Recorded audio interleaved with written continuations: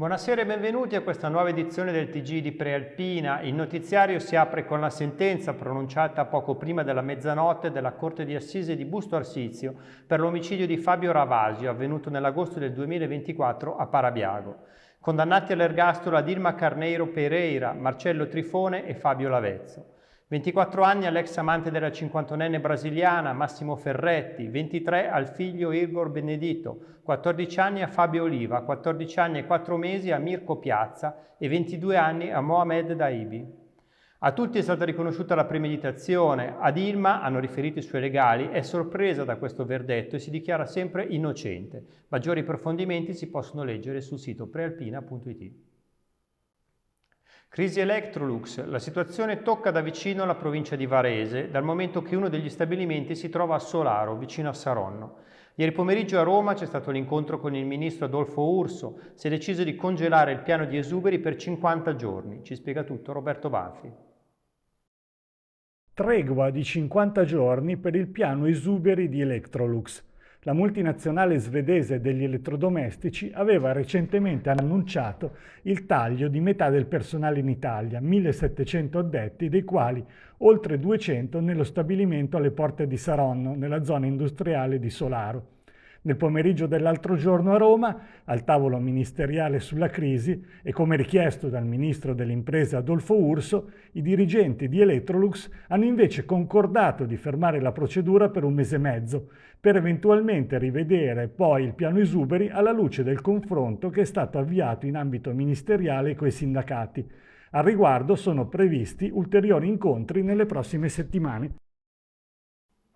Allerta Ebola in tutto il mondo, ma il rischio che possa scoppiare una pandemia è molto remoto. Ad assicurarlo è il professor Paolo Grossi, infettivologo di fama internazionale. Lo ha intervistato per noi Barbara Zanetti. Si parla tanto di Ebola e di allarme, ma qual è la reale situazione? Ma la situazione è, problematica, soprattutto in Repubblica Democratica del Congo e in qualche caso è stato osservato anche in Uganda. Il rischio per l'Unione Europea viene considerato dagli organismi sovranazionali molto basso, però viviamo in un mondo globalizzato e quindi è possibile che qualche soggetto che potenzialmente potrebbe essersi esposto a questa infezione virale possa in qualche modo sfuggire a quelli che sono i controlli. In realtà però il Ministero della Salute e Regione Lombardia hanno emanato delle ordinanze che servono proprio a far sì che questo rischio teorico, seppur molto basso, venga sostanzialmente azzerato e quindi ci sono misure di autosegnalazione da parte di chi rientra da questi paesi, misure di stratificazione del rischio in funzione di dove questi soggetti hanno eventualmente soggiornato, quindi io credo che l'impianto preventivo che è stato messo in essere sia assolutamente efficace. E ora l'economia. Nello stabilimento Leonardo di Venegono Superiore ieri si è svolta l'Assemblea Generale di Confindustria Varese. Presente anche il Presidente della Regione Attilio Fontana, che ha rimarcato la necessità di istruire una zona economica speciale per tutelare le imprese del Nord. Ascoltiamo al microfono di Emanuela Spagna, le immagini sono di Stefano Benvenu. Senta, abbiamo visto i provvedimenti del governo con la ZES per il Sud. Non sarebbe il caso di fare qualcosa anche per il Nord? Io lo sto richiedendo da tempo, lo stiamo richiedendo con grande impegno, speriamo che qualcosa si muova. Direi che qui ha una necessità ancora maggiore, perché dobbiamo difenderci dalle concorrenze che ci vengono fatte dal Canton Ticino, dal Canton Grigioni, sia per quanto riguarda i lavoratori, sia per quanto riguarda anche gli imprenditori che vengono attratti al di là del confine. Ieri all'Università degli Studi dell'Insubria è stata conferita a Gerry Scotti la laurea honoris causa in Scienze della Comunicazione. Dal popolare conduttore è arrivato un messaggio soprattutto ai giovani. Vediamo il servizio di Francesco Sambugar con immagini di Angelo Purucelli. un messaggio che ti senti di dare agli studenti e a chi ha voglia veramente di entrare in questo mondo della comunicazione? Sì, la comunicazione attrae facilmente perché sembra un settore facile, nel senso che tutti pensiamo di essere capaci di comunicare qualcosa. No, sappiate che è una cosa complicata, dovete affrontarla con grande serietà, ci sono dei meccanismi, degli ingredienti che vanno usati con cura perché altrimenti sono pericolosi, perché un conto è comunicare in qualche maniera, un conto è comunicare bene, quindi dovete avere soprattutto una grande passione per quello che vi aspetta. Sappiate che io ci ho messo 50 anni per avere una laurea, mi auguro che per voi possano bastare i soliti 3 o 5, io sono stato fuori corso per almeno 5 decenni. E ora spostiamoci sul Lago Maggiore, sponda piemontese, dove questa mattina un piccolo cigno è rimasto intrappolato in una rete. Provvidenziale l'intervento dei Vigili del Fuoco, tutti i dettagli nel servizio curato da Lorenzo Castiglia. Lieto fine sulle sponde del Lago Maggiore a Verbania. Un baby cigno, mentre nuotava con la mamma, è rimasto incastrato nella recinzione dell'isolino San Giovanni. Una volta bloccato, il piccolo ha iniziato a pigolare per il dolore, sotto gli occhi della madre che non l'ha abbandonato nemmeno per un istante. A vedere la scena è stata una turista statunitense, che ha prontamente chiamato i Vigili del Fuoco, il cui intervento è stato provvidenziale. Con delle cesoie hanno tagliato la rete, liberando il piccolo.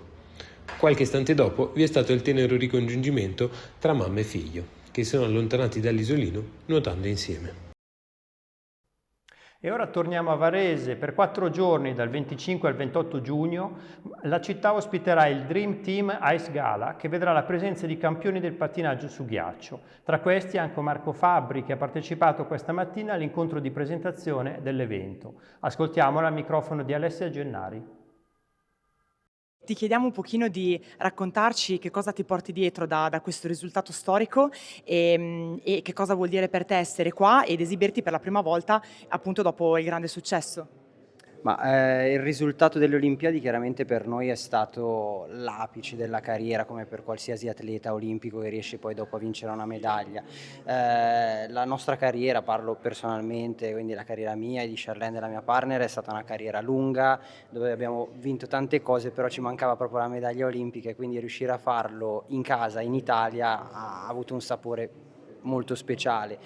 E siamo molto contenti anche noi di poter venire qui a Varese, perché è una pista comunque che ci è molto cara, una bellissima struttura con persone che lavorano anche all'interno della pista meravigliose, e avere la possibilità di ritrovare anche i nostri compagni di squadra che non vediamo praticamente dalle Olimpiadi, perché poi ognuno chiaramente si allena in posti diversi, ha vite diverse, insomma ecco, avere questa occasione di riunirci tutti quanti e rivivere un attimino quello che è stato un momento magico per tutti è fantastico.